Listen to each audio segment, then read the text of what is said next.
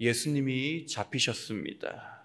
한밤에 예수님께서 아무 죄가 없으신데 비참하게 다른 강도들이 잡히는 것처럼 그렇게 잡히셨습니다. 유다의 배반으로 시작된 예수님의 체포는 다른 제자들도 다 배신하게 만들었습니다. 어제 본문 50절 말씀을 보시면 이렇게 말씀을 합니다. 제자들이 다 예수를 버리고 도망하니라 라고 말입니다. 유다만 배반한 줄 알았습니다. 그런데 다른 제자들도 다 배반하고 도망갔어요. 52절 말씀을 보시면 벗은 몸으로 도망가기도 했다고 하니 그 광경이 얼마나 정말 긴박했고 또 우스꽝스러웠을지 상상이 됩니다. 그렇게 예수님은 정말 말도 안 되는 일들 속에서 잡히셨습니다. 그리고 끌려가세요. 어린 양이 도살을 준비한 장소에 끌려가듯이 예수님이 아무런 힘도 발휘하지 않으시고 끌려가십니다. 공생의 기간에 예수님은 사람을 끌고 다니셨습니다. 무리들을 끌고 다니셨고 제자들을 끌고 다니셨어요. 복음을 전하시고 천국을 알리시고 영생의 말씀을 가르치시기 위해 사람들을, 제자들을 끌고 다니셨습니다. 그런데 오늘 본문을 보니 예수님이 끌려가십니다. 능동적이던 사역이 이제는 수동적으로 완전히 바뀌는 시점입니다. 그동안 예수님은 오직 성령의 인도하심에 따라 이동하시며 다니셨고 또 사람들을 만나셨고 가르치셨습니다. 모든 상황을 우리 주님이 이끌고 다니셨다는 것입니다. 꽤나 능동적으로, 모든 일을 능동적으로 성령의 이끌리심을 받아 본인이 끌고 다니셨습니다. 그런데 한밤에 겟세마네 동산에서 잡히시고부터는 이제는 그런 능동적인 삶이 완전히 포기가 되고 이제는 수동적이 됩니다. 수동적이 된다는 의미를 조금 깊게 살펴보자면 이제는 완전히 맡긴다는 의미입니다. 힘을 빼고 내려놓는다는 의미이기도 하고 주어진 길을 묵묵하게 순응하고 받아들인다고 하는 의미가 됩니다. 예수님이 겟세마네 동산에서 기도하실 때 나의 원대로 마시옵고 아버지의 원대로 하옵소서라고 기도하셨습니다. 예수님은 자신에게 닥칠 하나님의 뜻을 이미 알고 계셨고 그 뜻을 그대로 받아들이셔요. 그리고 사람을 끌고 다니시던 능동적인 예수님이 이제는 완전히 수동적이 되셔서 자신에게 주어진 운명을 그대로 받아들이십니다. 그리고 하나님의 뜻에 완전히 굴복하고 순종하세요. 누구를 위해서 이 일을 우리 주님이 하신 겁니까? 바로 세상을 위해서, 사람을 위해서, 우리를 위해서, 나를 위해서 그렇게 하셨습니다. 우리를 사랑하시고 나를 사랑하시어 끌려가는 운명을 아무런 말도 없이 그대로 받아들이신 거예요. 오늘 본문 53절에는 그 모습을 이렇게 기록합니다. 그들이 예수를 끌고 대제사장에게로 가니 대제사장들과 장로들과 서기관들이 다 모이더라 라고 말입니다. 예수님을 끌고 어디로 가느냐? 대제사장들에게로 갑니다. 대제사장들은 하나님을 믿는다고 하며 메시아를 기다리던 자들이었습니다. 그런데 메시아가 자기들 눈앞에 끌려왔습니다. 구원자 예수님이 바로 자기들 눈앞에 있어요. 대제사장들과 장로들과 서기관들이 다 모여 있습니다. 이스라엘의 모든 종교인들이 다 모여 있습니다. 구약 성경에 정통한 자들입니다. 율법에 정통한 자들입니다. 어릴 때부터 메시아에 대한 예언과 선지자들의 모든 글을 연구하고 공부하고 깨달은 자들입니다. 이스라엘의 모든 종교인들이 다 모여 있는 그 자리에 예수님이 끌려가세요. 구원자가 자기들 눈앞에 바로 서 있습니다. 그러나 그들의 영적인 시각이 완전히 닫혀 있습니다. 그렇게 자기들이 기다리던 구원자 메시아가 눈앞에 있는데 그것을 보고도 깨닫지를 못해요. 오히려 예수님을 죽이려고 무슨 일이든 다 하려고 하는 중입니다. 그에 대한 말씀, 오늘 보면 55절 말씀에 이렇게 기록합니다. 대제사장들과 온 공회가 예수를 죽이려고 그를 칠 증거를 찾대라고 말입니다. 그 종교 지도자들, 구약 성경을 다 알고 선지자들의 예언과 말씀들을 이미 어릴 때부터 공부하고 익히고 지금도 가르치고 있는 자들이 예수님을 죽이려고 합니다. 그래서 증거를 찾아요. 재판을 준비하는 겁니다. 재판을 준비해요. 예수님을 재판에 세워놓고 예수님의 죄를 찾아서 사형 선고를 매기기 위해 이 사람들이 작당 모임을 하고 있는 겁니다. 우리 사람은 어떤 존재였습니까? 로마서 7장 5절 말씀 보면 우리가 원래 어떤 존재였는지를 이렇게 말씀합니다. 우리가 육신에 있을 때라고 말씀을 해요. 우리가 육신에 있을 때.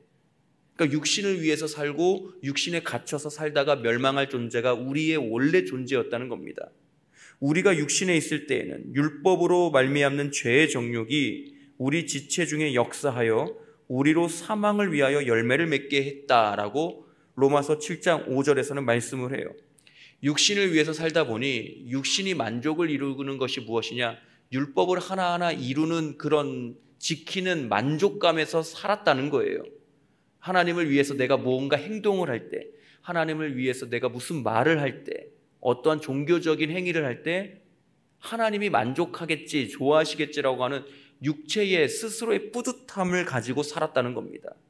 그런데 그것들이 죄의 정욕이 되어 우리 안에서 역사했다고 말씀을 해요.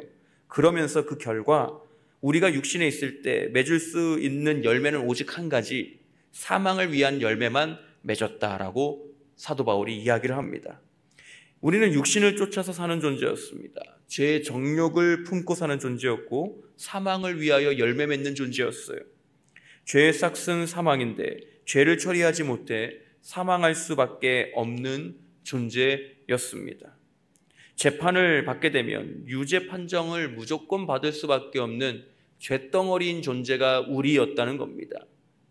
어떤 변호사도 우리를 변호해 줄 수 없는 죄가 명확한 존재가 우리였다는 거예요.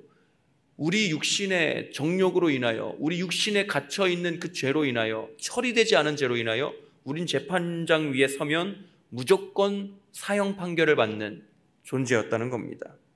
그래서 사탄은 우리를 정죄하고 우리를 고소해서 재판장 위에, 심판대 위에 세우려고 했습니다. 우리가 해결할 수 없는 죄의 문제를 가지고 우리를 완전히 사형시키려고 했다는 겁니다. 하지만 하나님은 우리를 사랑하시어 그 재판을 받지 않게 하셨습니다. 우리가 받아야 되는 재판을 우리가 받지 않게 하셨어요. 유죄받을 것이 확실한 나를 위해, 사형 판결을 받을 것이 확실한 쇳덩어리인 죄인인 나를 위해 하나님이요 예수님을 보내십니다. 그리고 나의 주님은 내 유죄를 대신 짊어지시고 사형 판결을 직접 받으십니다. 나를 위해 재판장에 서셨고 나를 위해 재판을 받으신 겁니다. 오늘 본문 말씀을 보면 이렇게 내가 받아야 하는 재판을 대신 받으시는 예수님의 모습이 굉장히 비참하게 기록되어 있습니다. 다시 한번 말씀드리지만 주님이 받으신 이 재판은 원래 우리가 받아야 되는 재판이었습니다. 그런데 증언이 서로 일치도 안 하는 그 엉터리 재판, 거짓 증언이 판을 치는 그 악한 재판에서 예수님이 그 어떤 말도 하지 않으세요. 이에 대한 말씀 오늘 본문 61절에 이렇게 기록하고 있습니다. 침묵하고 아무 대답도 아니하시거늘. 침묵하고 아무 대답도 아니하시거늘. 당시 재판은 불법 천지였습니다. 말도 안 되는 그 일들이 예수님 눈앞에서 벌어지고 있습니다. 유대 율법으로 일어나면 안 되는 일들이 일어나고 있습니다. 율법을 지키고 율법을 가르친다고 하는 종교 지도자들이, 특히 대제사장들이 율법을 어기면서도 예수님을 죽이려고 하고 있습니다. 재판장에 세워서 어떻게든 사형 판결을 내기 위해 애를 쓰고 있습니다. 한 가지 예로 유대 율법에서 재판은 절대로 밤에 해서는 안 됩니다. 해가 뜨고 아침이나 또 해가 지기 전에 오후 전에는 재판을 끝내야 됩니다. 그런데 이들이 한 재판을 보면 한밤중에 밤을 새면서 했습니다. 율법을 지키고 율법을 가르친다고 하는 자들이 완전히 불법을 저지르고 있는 거예요. 자기들의 정욕을 채우기 위해, 자기들의 욕심을 이루기 위해, 자기들의 목적을 이루기 위해 하나님의 율법도 어기는 것을 마다하지 않습니다. 그래서 불법 천지예요. 그럼에도 불구하고 예수님은 침묵하고 아무 대답도 아니하십니다. 완전한 수동태의 자세를 가지시고 재판에 임하시는 거예요. 능동적으로 자신을 변호할 수도 있습니다. 엉터리이고 불법 천지인 지금의 재판을 지적하실 수도 있습니다. 자신의 억울함을 토로할 만한 상황인데도, 불법을 지적할 만한 상황인데도 예수님은 단 한마디도 안 하세요. 왜냐하면 우리 주님이요, 억울하지 않으셨어요. 자기가 죽는 것이 마땅하다고 생각하셨기 때문에 우리 주님은 억울하지 않으셨습니다. 죄를 뒤집어 쓰셨다는 것을 이미 아시고 계셨어요. 인간들의 죄, 나의 죄를 자기가 다 뒤집어 쓰고 나는 이미 유죄 판정을 받을 만하다라고 인지하고 계셨기 때문에 억울하지 않으셨습니다. 나의 죄, 확실하고 분명한 나의 유죄 판결을 예수님이 뒤집어 쓰시고 그 죄의 값을 치르시기 위해 사형받으실 것을 너무나도 잘 알고 계셨어요.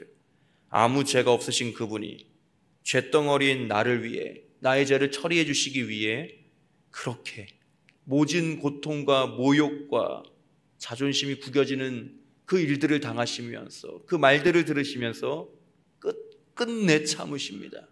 끝끝내 참으세요. 그러다 예수님이 한 질문에는 대답을 하십니다.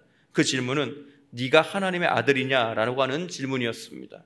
그러자 예수님이 이렇게 대답을 하시죠. 오늘 보면 62절 말씀입니다. 예수께서 이르시되 내가 그니라.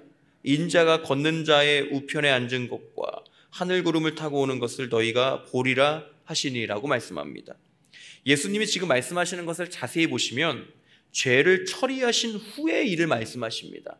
죄를 완전히 처리하신 후에, 죄를 완전 처리하신 후의 일이에요. 십자가 후의 일을 말씀하고 계십니다. 즉 지금 어떻게든 살아남기 위한 말씀을 하시는 게 아니에요.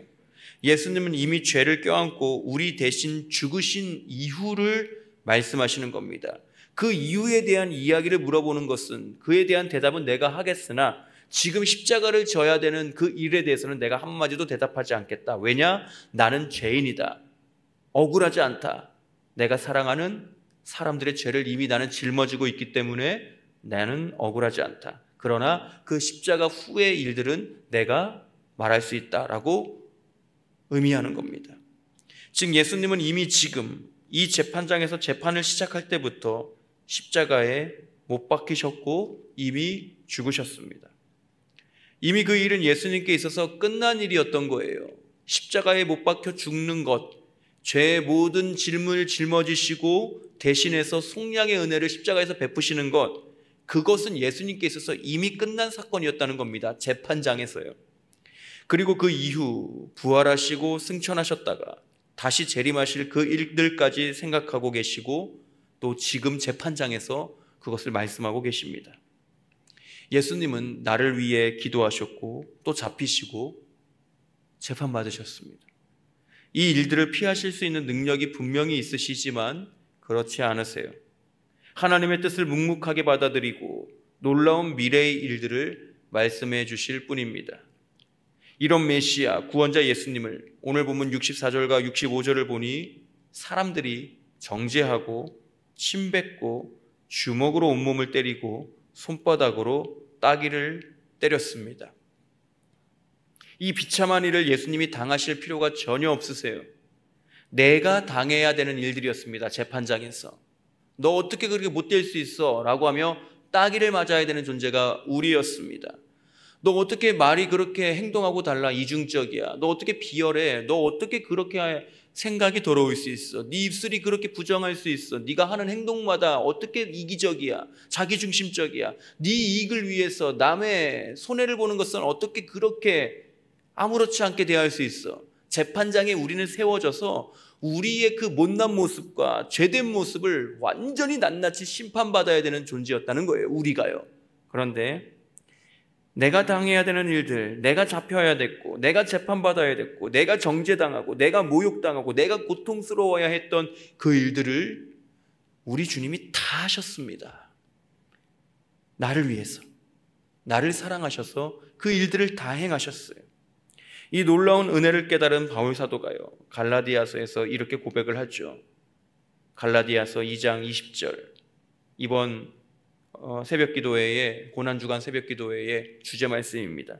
나를 사랑하사 나를 위하여 자기 자신을 버리신 하나님의 아들을 믿는 믿음 안에서 사는 것이라.